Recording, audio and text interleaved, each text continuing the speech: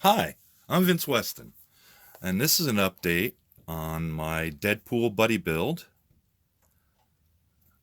Um, I've made some progress, so I thought it was about time. And there's kind of a show me that I want to do. And to start with, anyway, I'll start with this. I've pretty much started getting all the limbs together, and the heads are all glued. The body is not, because it can't be at this time, and I'll explain that. Now, in the directions, if I can get this in there, you'll see it says assemble the torso around the arms, preferring and preferred head. Well, of course, the head I'm leaving off because I'm using something different. And put the second sword somewhere you won't lose it. You'll need it later. Okay? And then down here, the directions say assemble left leg and right leg and insert into the torso. And then it says, of course, take a taco break. All right. What I've discovered in the fact that I've made this able for me to pre-assemble without final things is that part right there is not going to slip into that hole. And the same with the other leg. What has to happen in reality is you have to assemble arms and legs and head, if you've decided on a particular head. That's all at once. And I'm just going to stick the legs in because they're where the directions are incorrect. Okay. And then, oops, got them upside down. Snap in the body. Okay, this takes two hands, so. Because the pins inside hold this in place. They don't just slide in and hold. They are actually keyed to this. Okay, so there's a mistake in the instructions, and there's a little work I still have to do on that for that seam before I get there. But that's a mistake. You need to put your head, arms, and legs together when you assemble the torso or body, whichever you want to call it, or else you're never going to get those in there unless you cut off most of those pins and just make it an insert piece that'll fit through the hole. Okay? So, that's one tip from your Uncle Vinny or Uncle Koopa. Anyway, that you best keep in mind. My method, moving on, my methodology for doing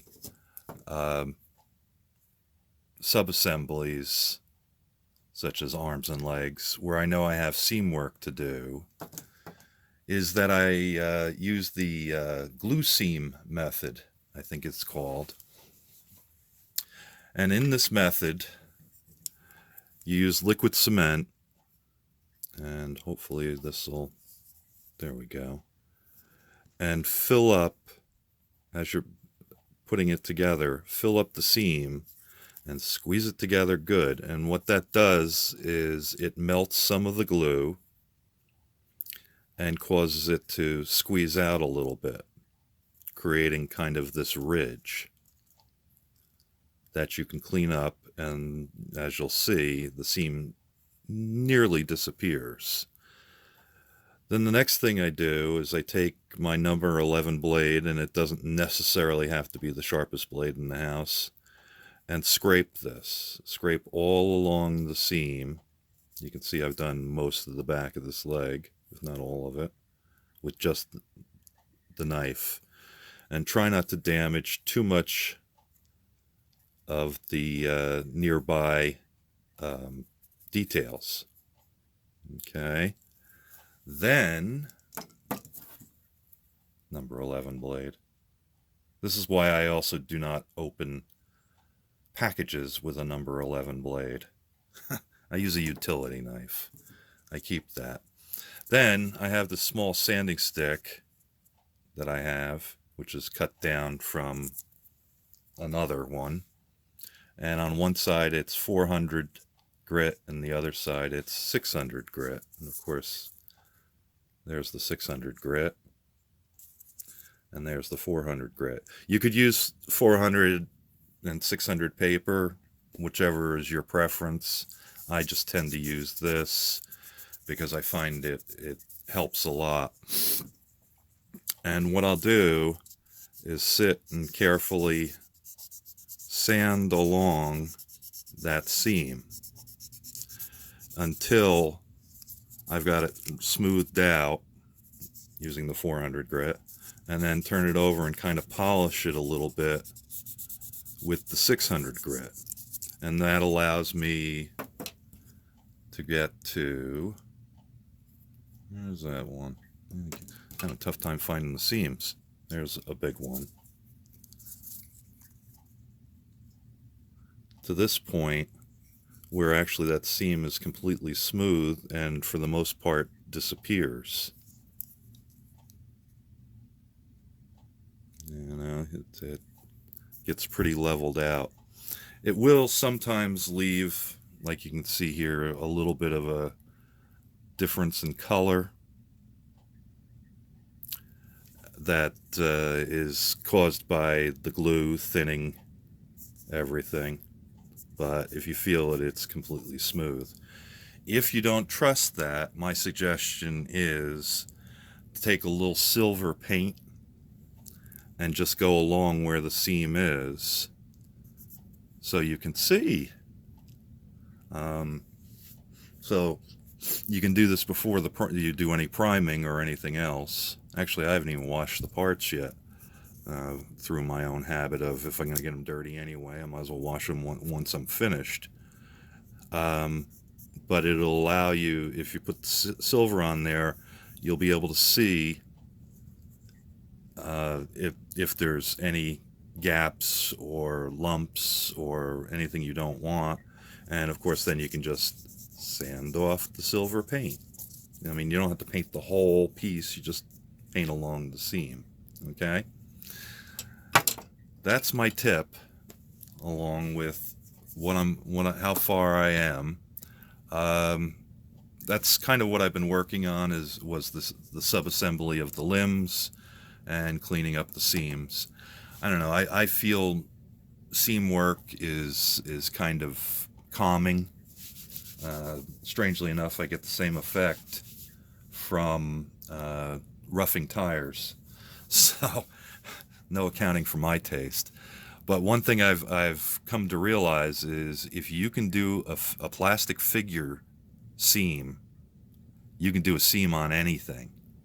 Airplanes, cars, whatever seam cleanup you would need to do, you'll have gotten the experience, because of course these are not flat by any, stretch of the imagination. I mean, there's all sorts of curves and bumps and details. So that's why I think if you can handle doing a figure, you can do any other seam work that you have to have. And to be honest, when I was building all the Toy Biz Marvel Comics characters, of which I've done about 5, pretty much everything they put out, you can, I found those seams were even worse, and they did actually require filling because of the way they were, the way they're molded in rounded corners at where they come together, kind of like that. But if you can fill those seams, you can do any seam that you can think of. All right, so that's my tip of the day and my warning of the day about this kit. Like I said, once again, you got to get all the limbs in place And it's not too hard because they snap in pretty tight, particularly into the front section, you know, so that you can balance it. My plan for that, when I get to assembling the body, is that I'm going to glue the seams on the torso itself alone, and then I'll work on gluing in place the arms and legs when they're in, and finish them that way. I know that doesn't make a lot of sense probably saying it out loud, but okay. Okay, after a 10-second delay. Excuse me. I figured if I glued all of this, all the torso together, and not try to glue these in place, it would give me enough flexibility to squeeze in some glue around them and then hold them tight in place and hopefully reduce the seam that'll be at his shoulders and legs. Okay, does that make any sense? I mean, because you can see this seam here now. But I think once I glue the body together, then I can handle doing each individual leg, or appendage, I guess we should be calling it, individually, because they should still be a little loose if I don't get too much glue in there. And, you know, be able to get it all tightened up so I can just sand those and make them pretty. One other thing I noticed on the kit was this slot between the packets is actually filled. Okay, so to make it look like two separate packets, you know, ammo holders, whatever they actually are, I took a knife, actually I took my razor saw and cut into there so it pretty much matches along with the others that have an indentation. Alright, there's another tip on building this kit. So, that's all I gotta say, I guess, for now. So we'll talk to you later. Thanks for watching, and I'll say bye-bye. Thank you for watching Vincent Weston Models Foam the Dungeon.